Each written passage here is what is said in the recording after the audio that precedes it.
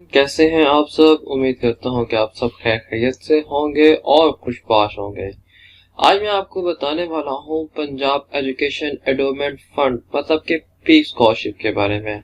इस पे मैं पहले ऑलरेडी एक वीडियो बना चुका हूं और दोबारा वीडियो क्यों बना रहा हूं, ये बहुत अच्छा सवाल है, आप पूछ सकते हैं। लास्ट टाइम मुझसे काफी सारे लोगों ने सवाल किया था कि सर हमें काइंडली फॉर्म बता दें, डाउनलोड कहाँ से करना है, और हमें फॉर्म नहीं मिल रहा। तो बिल्कुल आप सही कह रहे हैं, अभी तक फॉर्म नहीं आया था। इस चीज की जो मैं आपको ये वीडियो बना के दे रहा हूँ, इसके अंदर मैं आपको ऑनलाइन अप्लाई करना बताऊंगा। और ये ऑनलाइन अप्लाई करने का जो ये फॉर्म है ये जस्ट कल ही आया है और इसके अंदर आप ऑनलाइन अप्लाई कर सकते हैं।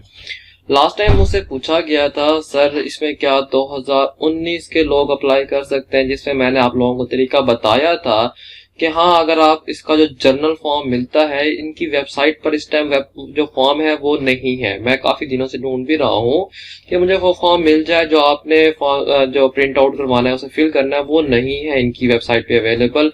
तो आपने एक जनरल फॉर्म लेना है, जनरल फॉर्म लेकर आपने उसी को प्रिंट आउट करवा के, और आप फॉर एग्जाम्पल 2019 से हैं तो अप्लाई करना है, या 2018 से अगर आपने इंटरमीडिएट किया हुआ है। ये जो स्कॉलरशिप आया हुआ है जिसके अंदर आपने मैट्रिक अगर 2020 के अंदर, और अगर आपने इंटरमीडिएट 2021 के अंदर 2020 के अंदर सॉरी मैट्रिक या इंटरमीडिएट 2020 के अंदर पास किया है, तब ऑनलाइन फॉर्म अप्लाई कर सकते हैं। मैं आपको दिखाऊंगा कि ऑनलाइन फॉर्म फिल करते हुए आपको 2019 का ऑप्शन ही नहीं आता। और बाकी जो स्टूडेंट्स हैं जो पंजाब से ताल्लुक नहीं रखते, अगर आप बलूचिस्तान से ताल्लुक रखते हैं तो मैंने आप लोगों के लिए भी एक फॉर्म यहाँ पे निकाला है। इसके थ्रू अगर आप इसके अंदर देखें, अगर आपने 2018, 19 और 20 के अंदर इम्तिहान पास किया हुआ है तो आप इस फॉर्म को भी, यानी कि मैं आपको इस फॉर्म का जो यूआरएल है वो भी आपको दे दूंगा, जिसपे आप क्लिक करके आप डाउनलोड कर सकते हैं। इस टाइम जो बात हो रही है वो सिर्फ और सिर्फ स्पेशल कोटा की हो रही है, स्पेशल कोटा की। बाकी आम रूटीन में क्या होता है, आम रूटीन में पीफ के ऊपर हम ऐसे स्टूडेंट भी अप्लाई कर देते हैं जिसके अंदर मतलब कि जिसके अंदर आप अगर डिजर्व करते हो स्कॉलरशिप। ये भी मुझसे सवाल पूछा गया था कि सर हम तो किसी स्पेशल कोटा के अंदर ये 5 स्पेशल कोटा आपके सामने नजर आ रहे हैं कि यतीम तलबा और तलबात के जिनके वालिदैन फौत हो चुके, जिनके वालिद फौत चुके हैं, वालिदैन का अल्फाज यूज नहीं हुआ यहाँ पर, वालिद जिनके वालिद वफात पा चुके हैं वो, और जिन जो मजदूर हैं वो, और ऐसे स्टूडेंट्स जिनके वालिदैन, यहाँ पर वालिदैन का वर्ड यूज हुआ है, अगर उनका ग्रेड 1 से 4 है। अगर दहशत गर्द में अगर आपके यानी के घर वाले, बहन भाई, यानी के खुदा ना खास्ता इस तरह की ये जिंदगी है हो जाता है, तो उसके अंदर आप अप्लाई कर सकते हैं। अगर उनके रिलेटिव हैं दहशत गर्द में हमला होने में, अगर आप उनके रिलेटिव हैं शहीद होने वालों में, तो आप इसमें अप्लाई कर सकते हैं। इसी तरह अगर आप गैर मतलब कि आप इस्लाम ताल्लुक नहीं रखते, अकलियती मजहब से ताल्लुक रखते हैं, तो भी अप्लाई कर सकते हैं।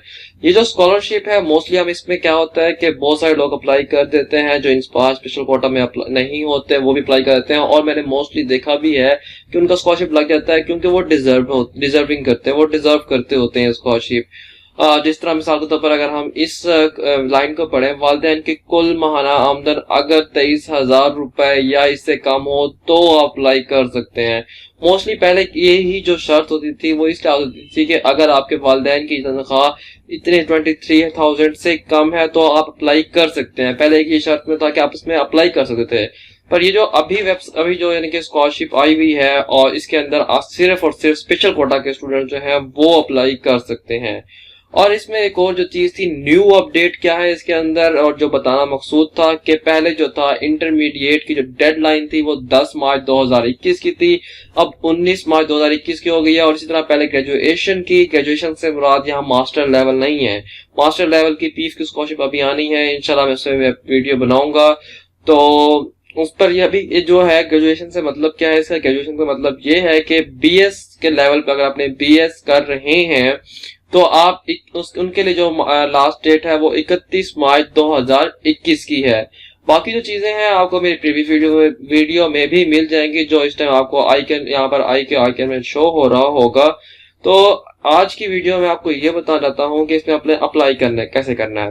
अप्लाई करने से पहले अगर आप पंजाब से ताल्लुक नहीं रखते तो आपके लिए ये वीडियो नहीं है। अगर आपने फॉर्म डाउनलोड करना है तो ये एक फॉर्म है जो मैंने आपके लिए ढूंढ के रखा हुआ है कि अगर आप बलूचिस्तान से, सिंध से, खैबर पख्तूनख्वा से, गिलगित बल्तिस्तान से, साबका फाटा, एजेके या आईसीटी अगर इन इलाकों से ताल्लुक रखते हैं तो आप इसके अंदर अप्लाई कर सकते हैं। मतलब कि जो ऑनलाइन फॉर्म आपको दिखाने वाला हूँ, आप ऑनलाइन अप्लाई नहीं कर सकते। ये जो फॉर्म आपको मैं दिखा रहा हूँ, इसका जो यूआरएल है वो भी मैं आपको डिस्क्रिप्शन में दे दूंगा, उसको डाउनलोड करके आप सेंड कर सकते हैं। कैसे सेंड कर सकते हैं मैं आपको यहाँ बता देता हूँ। यहाँ पर एक इंफॉर्मेशन थी कि आपने इसके अंदर कैसे अप्लाई करना है। ये जो है कि आपने सॉरी मुझे वो इंफॉर्मेशन नजर नहीं आ रही, यहाँ पर था कि एल जी दरखास्त फॉर्म जो है ये S CEO education, CEO education जो है, जो इस टाइम एजुकेशन सीईओ एजुकेशन है, जिन्हें हम चीफ सॉरी मुझे इसे प्रोनाउंस करने का तरीका नहीं आ रहा, चीफ एजुकेटर्स ऑफिसर नहीं, सॉरी मुझे इसका नहीं प्रोनाउंस करने का तरीका नहीं आ रहा, जो कि डिप्टी डायरेक्टर होते हैं कॉलेजेस के, सीईओ एजुकेशन होते हैं, उसके जरिए भी, और मतलब कि आपने यूनिवर्सिटीज या जहां पढ़ रहे हैं वहां से भी आपने क्या करना है, इनके पंजाब एजुकेशन के अंदर जो एंडोमेंट फंड, मतलब कि जो है पंजाब एजुकेशन एंडोमेंट फंड का जो जहाँ ऑफिस है वहां पर आप सेंड कर सकते हैं। ये जो फॉर्म आपको नजर आ रहा है, ये जो फॉर्म है ये मतलब कि ऐसे स्टूडेंट्स के लिए जो कि पंजाब ताल्लुक नहीं रखते और वो किसी और प्रोविंस ताल्लुक रखते हैं तो अप्लाई कर सकते हैं। तो आप पूछेंगे सर ये तो अभी एड जो आई हुई थी वो सिर्फ स्पेशल कोटा के लिए और पंजाब के स्टूडेंट्स के लिए आई है, तो हम कैसे अप्लाई कर सकते हैं? तो बच्चे बात ऐसी है कि यहाँ पर पंजाब जो होता है, जो पीफ के जो स्कॉलरशिप है वो दूसरे जो मतलब के प्रोविंस है उन्हें भी देता है, उनके लिए स्पेशल सीट्स होती हैं, उनका भी एक स्पेशल कोटा होता है, तो आप उसकी बेस पे अप्लाई कर सकते हैं। ये जो फॉर्म नजर आ रहा है आपने इसका प्रिंट आउट करवाना है, इसको प्रिंट आउट करवा के आपने फिल करना है, और आपने जो पंजाब सॉरी यहाँ पर जो है पंजाब एजुकेशन एंडोमेंट फंड जो है इसका जो ऑफिस है वहां पर आपको ऑफिस नजर आ रहा होगा, आपने इसके ऑफिस में सॉरी इसका एड्रेस, ऑफिस का एड्रेस नजर आ रहा होगा, आपने इसके एड्रेस पे सेंड करना है। और मजीद जो ये यूआरएल है student.pif.org.pk, ये भी बिल्कुल अभी बनी है, ये रिसेंट इन्फॉर्मेशन है, ये पहले नहीं थी, पहले ऑनलाइन एप्लीकेशन नहीं हुआ करती थी। तो चलते हैं, तो मैं आपको बताता हूँ कि आपने इस पे कैसे अप्लाई करना है। तो डायरी नंबर आप देखें यहाँ पर क्लिक नहीं हो रहा, डायरी नंबर वो आपको खुद देंगे। तो आपने सबसे पहले क्या करना है, स्टूडेंट नेम लिखना है अपना, उसके बाद आपने बेफॉर्म लिखना है, बेफॉर्म नंबर लिखना है, और उनके अंदर आपने स्लैश नहीं डालना है। आपने जेंडर सेलेक्ट कर लेना है, उसके बाद फादर नेम लिखना है, फादर सीएनआईसी लिखना है, मदर नेम लिखना है और मदर सीएनआईसी। तो किसी भी सीएनआईसी के अंदर आपने स्लैश नहीं डालना है। आपने उसके बाद होम एड्रेस बताना है, डिस्ट्रिक्ट बताना है, यहाँ पर डिस्ट्रिक्ट सारे आए हुए हैं। फॉर एग्जांपल मेरा जो डिस्ट्रिक्ट है वो लिया का है, मैं यहाँ पे लिया सिलेक्ट कर लेता हूँ, ये रहा लिया, लिया आ गया। उसके बाद ये तहसील, अब देखें फॉर एग्जांपल अब मैंने यहाँ से लिया जब मैंने सिलेक्ट किया तो ये तहसील का ऑप्शन मुझे शो हो गया है, जो कि पहले शो नहीं हो रहा था। और मैं यहाँ सिलेक्ट करता हूँ, इस पर 92 यहाँ पहले लिखा हुआ है, आपने आगे जो चीज लिखनी है, मिसाल के तौर पर मेरा नंबर जो है वो 0307 शुरू होता है, मैंने 0 नहीं लगाना, यहाँ पर 92 लिखा हुआ है, 3 मैं लिखूंगा 92307। अब मैं आगे अपना फोन नंबर लिखूंगा, इस तरह अपना दूसरा फोन नंबर भी लिख सकते हैं। अब आपने पर्सनल इंस्टीट्यूट की इंफॉर्मेशन देनी है, यहाँ पर जैसे मैंने आपको बताया था 2019 का ऑप्शन नहीं आएगा, 2020 का ऑप्शन आएगा। और यहाँ पर जो इंफॉर्मेशन आपने देनी है वो ये इंफॉर्मेशन देनी है कि आपने जो लास्ट, मिसाल के तौर पर मैं अभी एफएससी कर रहा हूं तो मैं बताऊंगा कि मैंने 2020 में मैट्रिक किया था, या फॉर एग्जांपल मैं अभी बीएस कर रहा हूं, किसी भी बीएस के अंदर मैं प्रोग्राम के अंदर हूं तो मैं बताऊंगा कि मैंने एफएससी 2020 में किया था, ये उस चीज की इंफॉर्मेशन है। उसके बाद आपने एजुकेशन लेवल सेलेक्ट करना है, मिसाल के तौर पर मैं इंटरमीडिएट सेलेक्ट कर लेता हूँ, और आपने बोर्ड बताना है तो मैं डिजी खान सेलेक्ट कर लेता हूँ। इस तरह आपने अपना बोर्ड का रोल नंबर अपने सॉरी हाँ यहाँ पर अपना रोल नंबर बताना है, ये रोल नंबर आ गया आपका।